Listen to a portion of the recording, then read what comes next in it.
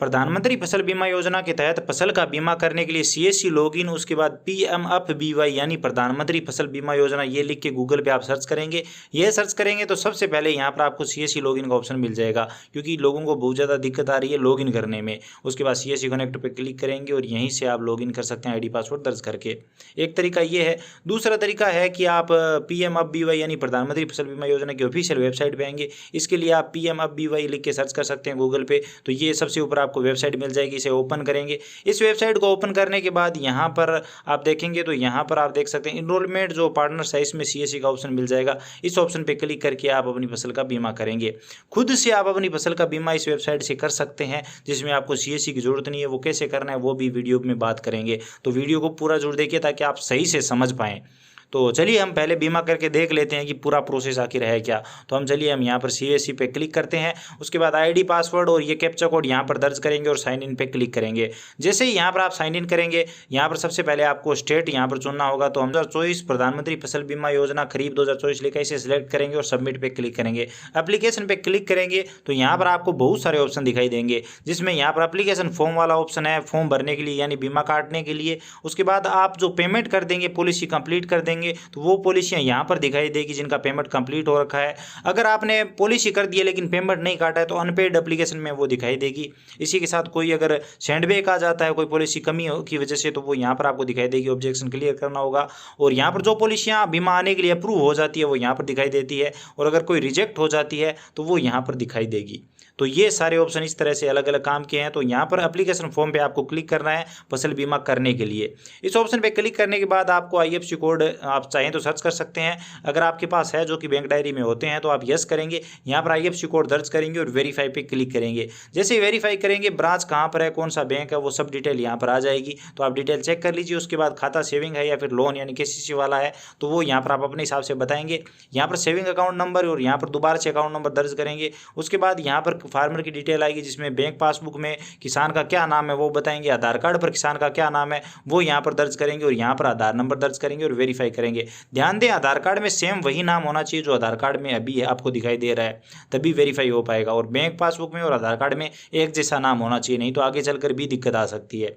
उसके बाद रिलेशन चुनेंगे, जिसमें यहाँ पर आप बताएंगे किसका नाम दे रहे हैं, सन ऑफ, अगर पिता का नाम दे रहे हैं, डॉटर ऑफ तो पिता का दे सकते हैं, वाइफ ऑफ वो आप अपने हिसाब से सिलेक्ट करके यहाँ पर रिलेटिव का नाम दे सकते हैं। हमने सन ऑफ सिलेक्ट किया है तो पिता का नाम लिखेंगे। उसके बाद मोबाइल नंबर और किसान की एज क्या है वो यहाँ पर आप बता देंगे। आधार कार्ड में जो एज है वो काउंट करके जेंडर आ जाएगा। उसके बाद यहाँ पर कास्ट कैटेगरी बताएंगे, जनरल, ओबीसी, एससी, एसटी जो भी है वो यहाँ पर आप सिलेक्ट कर लीजिए। फार्मर ओनरशिप टाइप चुनेंगे। यहाँ पर ओनर खुद मालिक है या फिर कोई लीज पे ले रखी है तो टेनेंट या फिर शेयर कॉपी यानी बटाईदार है तो वो सिलेक्ट कर सकते हैं। उसके बाद लघु या सीमांत किसान है या फिर अदर, वो यहाँ पर आप अपने हिसाब से सिलेक्ट कर सकते हैं। उसके बाद एड्रेस आएगा, सबसे पहले जिला, तहसील और गाँव का नाम यहाँ पर आ जाएगा। तो आप अपने हिसाब से यहाँ पर सिलेक्ट कर लीजिए। मैंने उदाहरण के लिए सिलेक्ट करा है, पिन कोड यहाँ पर दर्ज कर दीजिए। उसके बाद आधार कार्ड में जो कंप्लीट एड्रेस दिया है वो यहाँ पर एड्रेस में भरेंगे। उसके बाद नॉमिनी डिटेल आती है। तो नॉमिनी डिटेल वैसे कोई ज़रूरी नहीं है, आप चाहें तो दे सकते हैं, जिसमें आपको नॉमिनी का नाम, नॉमिनी की एज और यहाँ पर रिलेशन क्या है वो बताएंगे और एड्रेस आएगा। आप चाहें तो चेकबॉक्स पे क्लिक करके इसे ऐसे ही रख सकते हैं और सेव एंड कंटिन्यू पे क्लिक करेंगे।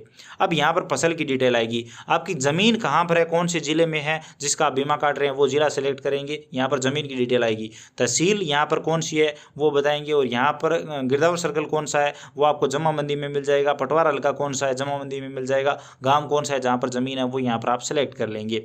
सही से सिलेक्ट करेंगे गिरदावर सर्कल और पटवार हल्का, तभी गांव दिखाई देगा।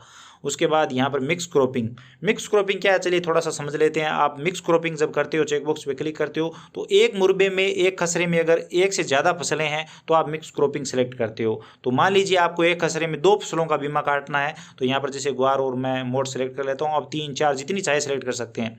और यहाँ पर बिजाई की डेट क्या है, तो यहाँ पर बुआई की डेट जो है वो 15 मैंने यहाँ पर दे दी है, जो कि एक सही डेट है। उसके बाद ग्वार और मोट यहाँ पर कितने कितने अनुपात में आपने बुआई कर रखी है, जैसे 100% है, 100 में से कितने परसेंट में ग्वार है और कितने परसेंट में मोट है वो यहाँ पर आपको बताना है। जैसे मैंने 70% में ग्वार और 30% में मोट, या फिर आप 50% कर सकते हैं, या फिर अगर 3 फसलें हैं तो इस हिसाब से अनुपात में आपको बताना होता है। उसके बाद खाता नंबर, खसरा नंबर और खाता नंबर दर्ज करके वेरीफाई करके किसान को सेलेक्ट करके और यहाँ पर आप बीमा काट सकते हैं। लेकिन ज़्यादातर सीएससी वाले मिक्स क्रॉपिंग से बचते हैं, क्योंकि ज़्यादातर सीएससी वालों को ये हिसाब करने में दिक्कत आती है। तो आप वैसे भी कर सकते हैं अगर आप सीधा कर रहे हैं, जो कि ज़्यादातर सीएससी वाले करते हैं। तो यहाँ पर आप सबसे पहले फसल सेलेक्ट करेंगे, कौन सी फसल का बीमा काट रहे हैं। तो यहाँ पर चलिए मैं मोड सेलेक्ट कर लेता हूँ, बिजाई की यानी बुआई की तारीख क्या है वो सेलेक्ट कर लेंगे। ओनरशिप टाइप चुनेंगे, यहाँ पर ओनर है, लीज पे ले रखी है या फिर बटाईदार है वो सेलेक्ट कर लेंगे। और यहाँ पर खसरा नंबर और जो मुरबा नंबर है वो दर्ज करेंगे, प्लॉट नंबर दर्ज करेंगे। उसके बाद खाता नंबर जो जमाबंदी में दिया हुआ है ये आपको जमाबंदी में आसानी से मिल जाएंगे, तो वो सब वहाँ से देखकर आप ये डिटेल भरेंगे। चलिए मैं उदाहरण के लिए कोई भी खाता नंबर दर्ज कर देता हूँ। किसान के हिस्से में कितनी ज़मीन आ रही है वो दिखाई देंगे, आप ऐड कर देंगे, वो ज़मीन ऐड हो जाएगी। इसी तरह से आपको जितनी भी यहाँ पर जमाबंदी में आपके खसरे हैं, जितने भी वो मुरबे हैं, वो यहाँ पर आप सेलेक्ट कर लीजिए एक एक करके। किस खसरे में आपको कौन सी फसल का काटना है वो सेलेक्ट कर लीजिए और ऐड करते जाइए। इस तरह से सब ऐड कर दीजिए। कंप्लीट जब ऐड हो जाएंगे तब आपको डॉक्यूमेंट अपलोड करने होंगे। कंप्लीट ऐड करने के बाद आपकी टोटल फसल वगैरह वो दिखाई देंगी, कितनी ज़मीन है। पासबुक यहाँ पर अपलोड करनी है। उसके बाद आपको जमाबंदी अपलोड करनी है, जो कि यहाँ पर PDF फॉर्मेट में सब अपलोड होंगे। और यहाँ पर सोविंग सर्टिफिकेट कौन सा है वो भी मैं आपको बताऊंगा, वो अपलोड करना है। वो किसान का एक छोटा सा फॉर्म भरा जाता है। यहाँ पर अगर ज़मीन लीज पे ले रखी है, कोई स्टाम्प वगैरह है तो वो अपलोड होगा। बाकी ज़्यादातर जो खुद मालिक है उनके लिए ये ज़रूरी नहीं है। तो जमाबंदी अपलोड कर देते हैं, और सॉरी पासबुक और जमाबंदी दोनों अपलोड कर देते हैं। ये जमाबंदी अपलोड हो गई। उसके बाद यहाँ पर सोविंग सर्टिफिकेट भी अपलोड कर देते हैं, तो ये भी अपलोड हो गया। उसके बाद अगर कोई है स्टाम्प वगैरह तो वो भी अपलोड कर सकते हैं। प्रीव्यू पे क्लिक करेंगे। प्रीव्यू पे क्लिक करते यहाँ पर आपको पूरी डिटेल दिखाई देगी, तो एक बार सही से चेक कर लीजिए क्योंकि किसान के भविष्य का सवाल है। उसके बाद सबमिट पे क्लिक करेंगे। अब यहाँ पर आपको एक बार फिर से प्रीव्यू दिखाया जाएगा, तो आप चेक कर लीजिए सारी डिटेल सही है कि नहीं, अकाउंट नंबर वगैरह। बाकी आप चाहें तो यहीं से पेमेंट कर सकते हैं, नहीं तो आप पे लेटर पे क्लिक करेंगे तो ये पॉलिसी जो अनपेड पॉलिसियाँ हैं उनमें सेव हो जाएगा। इसमें सेव करने का फ़ायदा ये है कि अगर पॉलिसी में कोई गलती रह जाती है तो आप पॉलिसी को डिलीट कर सकते हैं, नहीं तो अगर आप डायरेक्ट पेमेंट कर देंगे तो वो डिलीट नहीं हो पाएगी। तो यहाँ पर आप अनपेड पॉलिसी में आएंगे और यहाँ पर वो पॉलिसी देखेंगे जिसे आपने अभी पॉलिसी जो बनाई है, तो उस पर क्लिक करेंगे और यहाँ पर मेक पेमेंट पे क्लिक करके यहाँ से पेमेंट काटेंगे। आप चाहें तो देखिए डिलीट का भी ऑप्शन है, तो यहाँ पर आप मेक पेमेंट पे क्लिक करेंगे। यहाँ पर फिर से दिखाई जाएगी डिटेल, फिर से मेक पेमेंट पे क्लिक करेंगे। मेक पेमेंट पे क्लिक करने के बाद यहाँ पर आपको CSC पासवर्ड दर्ज करने हैं, वॉलेट पिन यहाँ पर दर्ज करने हैं और पे कर देना है। आपके CSC वॉलेट में इतने पैसे होने चाहिए जितने यहाँ पर पॉलिसी में दिखाए जा रहे हैं। जैसे ही पे क्लिक करेंगे तो आपके वॉलेट से पैसे कट जाएंगे और यहाँ पर आप देखेंगे आपको प्रिंट का ऑप्शन मिल गया। प्रिंट वाले ऑप्शन पे क्लिक करेंगे और यहाँ पर फाइनल प्रिंट आउट आ जाएगा। अगर आपने किसी किसान का बीमा किया है तो ये रिसिप्ट किसान को दे देंगे और किसान इस रिसिप्ट को संभाल कर रखेगा, क्योंकि आगे ये रिसिप्ट चाहिए होती है। कई बार अगर बीमा वगैरह नहीं आता है, कोई ऑब्जेक्शन होता है वगैरह, तो ये रिसिप्ट किसान संभाल कर रखेगा और आप इसका प्रिंट आउट लेकर अपने पास भी रख सकते हैं अगर आप एक CSC VLE हो अपने साइड के लिए।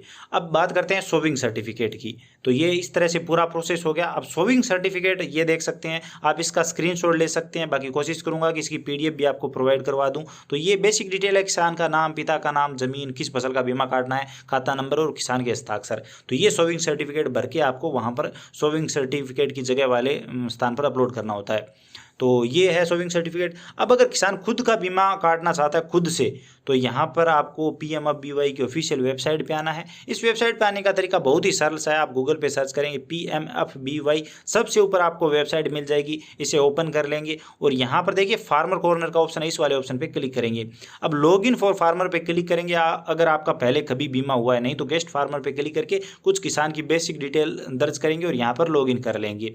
लेकिन अगर पहले कभी भी CSC से भी बीमा हुआ है तो आप इस पे क्लिक करेंगे, मोबाइल नंबर दर्ज करेंगे, कैप्चा कोड भरेंगे और रिक्वेस्ट OTP पे क्लिक करेंगे। OTP देने के बाद यहाँ पर आपकी सारी डिटेल दिखाई जाएगी जो ऑलरेडी बीमा हो चुके हैं। नहीं तो आप अप्लाई फॉर इंश्योरेंस पे क्लिक करेंगे और यहाँ पर आपकी बेसिक डिटेल दिखाई जाएगी और यहाँ पर उसी तरह से सेम वही डिटेल मांगी जाती है, तो वो सभी डिटेल यहाँ पर भरेंगे और यहाँ पर बैंक अकाउंट की डिटेल आ जाएगी और इस तरह से ये कंप्लीट पॉलिसी आप खुद से बना सकते हैं। अगर पॉलिसी सैंडबैग वगैरह आती है तो आपको खुद से ही ऑब्जेक्शन क्लियर करना होगा, खुद से ही चेक करते रहना होगा। तो आप इस तरह से ये पॉलिसी कर सकते हैं। कुछ लोग जानना चाहते हैं कि क्या खुद से करें तो कोई दिक्कत है? कोई दिक्कत नहीं है, बहुत सारे किसान करते हैं। तो आप चाहें तो खुद से ऐसे अपनी पॉलिसी बना सकते हैं या फिर CSC VLE के पास आप जा सकते हैं।